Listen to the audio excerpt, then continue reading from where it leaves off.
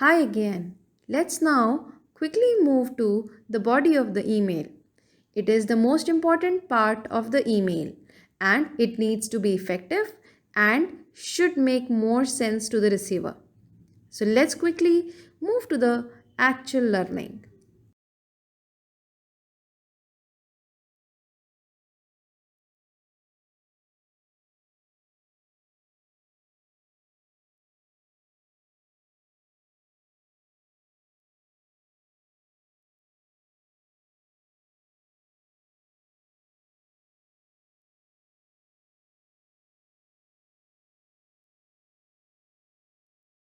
Now let's get into the body of the email. Email body contains of content and the greeting. This is the most important part of the email where we can add the actual content and the message.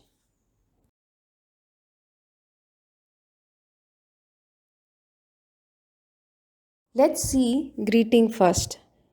We always use greeting for people in two. We use the name of the person and salutation.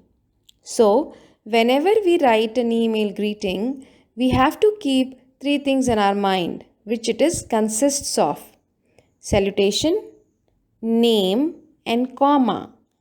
Yes, comma. As we want reader to keep on reading the email. Now, let's look at some of the greetings below and tell me which one you will use for your formal email. I'll give you 10 seconds of time. Okay, your time starts now.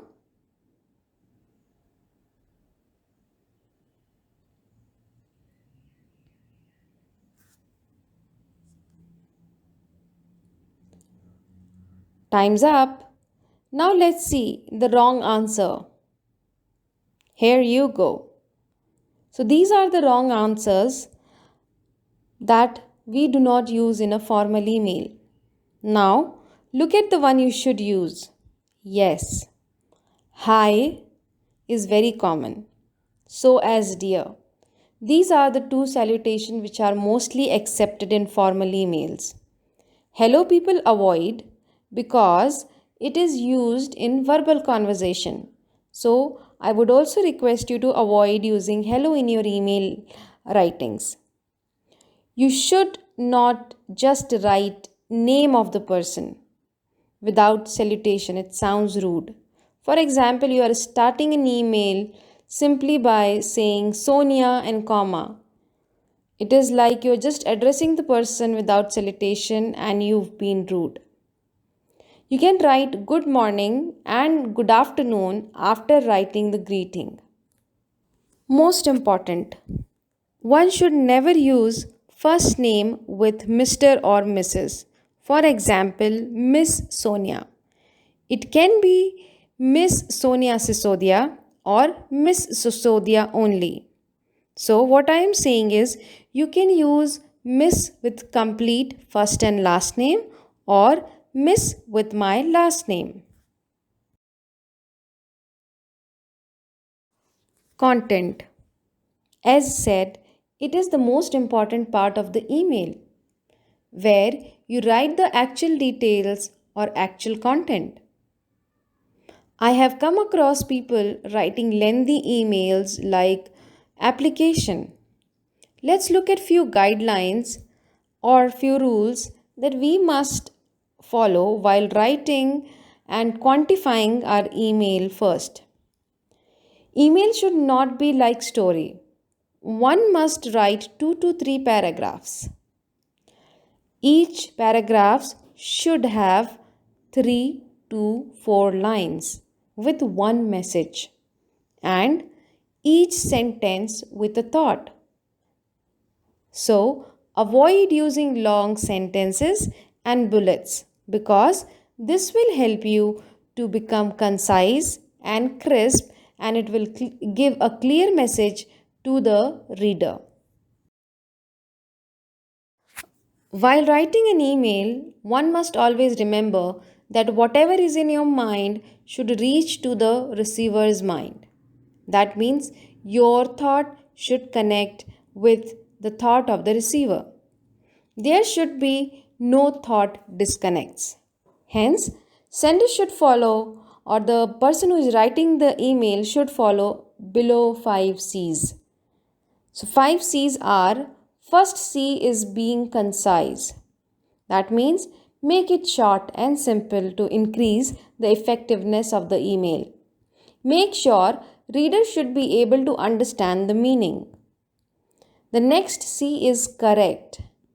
Make sure you're replying the right content. If a person has asked for X thing, you should reply for X thing. Complete. Full information, query, or update must be given to the receiver. Clarity. No clutter of information, no excess word or jargons to be used. Jargons are unfamiliar words. Comprehensible. Both the sender and receiver should have the same understanding of the message. Hence, comprehensible becomes most important. So, these are the 5 C's that one must keep in mind while writing an email. That means your content should be concise, should be correct, should be complete, should have clarity, and should be comprehensible. It is important that receiver should be on the same page as sender is. Hence, it becomes all the more important to stick with the corporate email etiquette because it allows us to use certain standard fonts, colors, size, and language to avoid confusion. So let's see what are the recommended fonts we have. Basically, all the sans serif fonts. So, what are sans serif fonts? Sans serif fonts are the fonts without extension, cursives, and italic. You can call them plain text. Some of the fonts which are highly recommended for corporate email etiquette are Arial, Calibri, Vrandana, Times New Roman, and Trebuchet.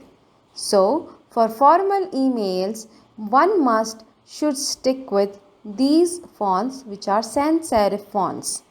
Here are some recommendation with respect to the size of the font. One must never use a large or a very small font. So, the point size should be 10 to 12. Color can be dark blue, black and navy blue. One must always avoid SMS forms, the short form of the words, abbreviations and uncommon words in their content because the whole objective of content is to make sure what is there in the sender's mind should reach the receiver's head.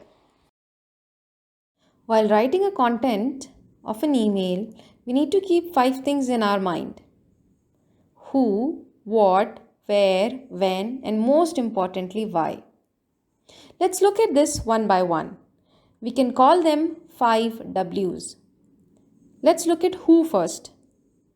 We need to make sure we are considering our audience, whom we are writing the email, because we need to design our content as per their understanding and knowledge. And we can this way understand whether to share the confidential information or not. Now let's look at what. What of a content is very important. Keep the purpose in mind and it will help you to write the what part of the content. Basically, what is that you need to add in a content comes when you have a clear purpose and clear thought in your mind. Now let's see where. Mention wheres of the email. For example, you are conducting a meeting. In that case, you need to mention where the meeting is happening. Is it happening in a boardroom or on any online platform? And when as well. So, when also becomes very important when you want to tell them about the time. Also, for certain work, you need to mention the timeline by which they need to or the receiver needs to deliver some data, some report to you. And the most important one is why. We need to always keep the purpose in our mind, that is, Why are we writing this email? What is the objective behind of me even starting this email? And it will become the compass for you so that you can write a very logical email, basically the content.